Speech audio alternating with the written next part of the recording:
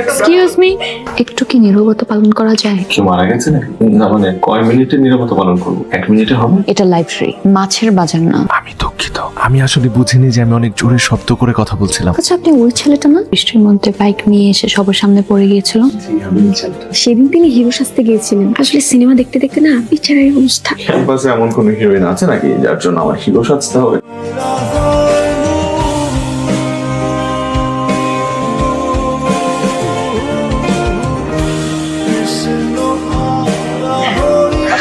Cake ready.